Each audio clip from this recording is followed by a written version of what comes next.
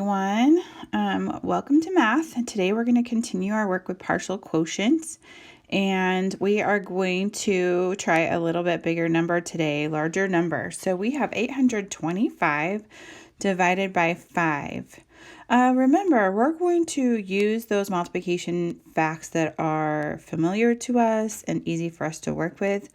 For instance, I have them listed over here, our times 2, our times 5, our times 10, our times 100, and that's going to get us pretty far. So today we're going to look at our problem. So we have 5 times 2, well, that would get me 10, and my number is 825. So I'm going to need to keep going down. So times 5, that's still pretty small, 25. That would get rid of my 25 and leave me with 800. That could be a good strategy. I also have my times 10. That would get me 50, but I still have a long ways to go to get to 825. So I'm kind of having my eye on this times 100, and hopefully you do too. So the first thing I'm going to do is I'm going to extend our line down so I can keep track of my thinking. And my first one is going to be times 100. So I'm going to put it out here so I can track what I've done. So 5 times 100 is 500. And I'm going to subtract it out to see how much more I have left to divide out. So 5 take away 0 is 5. 2 take away 0 is 2. And 8 take away 5 is 3. So this is the part that gets a little bit more tricky because now our times 2 isn't going to work, our times 5, our times 10, and our times 100 is still going to get us to 500, which is more than we need, and our times 10 is going to get us to 50, which is still going to take us a considerable amount of time. So I did want to show you a way that you can extend your multiplication fact to get you close to the number. So let's think about our number 325. If I was going to take 5 times 5, I know that 5 times 5 is 25, right?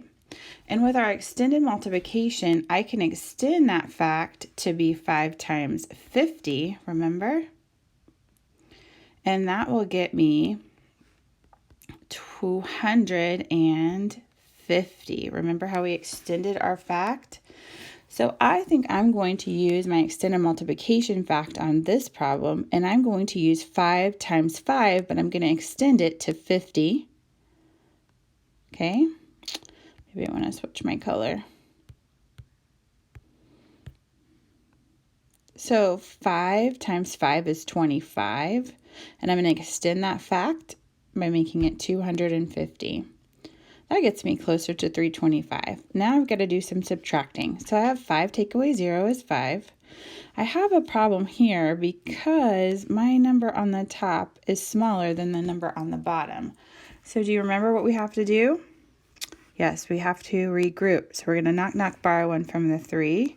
That makes him a 2. And that makes this a 12. So now I have 12 take away 5, which I can do, which is 7. Now we're getting down to some smaller numbers. I have 75. So I know my times 2 is still going to get me to 10. That's pretty little. So what about 5 times 5? That's going to get me to 25. That gets me close, but I'm thinking I might want to reuse my 10 here. My 5 times 10 gets me to 50. All right. So now I have 5 take away 0 is 5.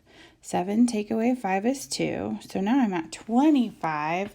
And I know my multiplication facts. I know 5 times 5 is 25. And that's going to get me a remainder of 0. Now, remember where our answer is. Where is our answer on this problem? Over here. We're going to add these numbers together. So I have 100 plus 50 plus 10 plus 5. And what does that get me? 165.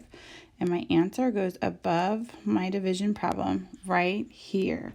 So hopefully that helps you as we go through. It's just subtracting out multiples of our number here in order to find our answer. So we're just breaking apart that 825 into chunks so that's easier to deal with. And hopefully this reminder about our extended multiplication will help you as you go to solve your problems today.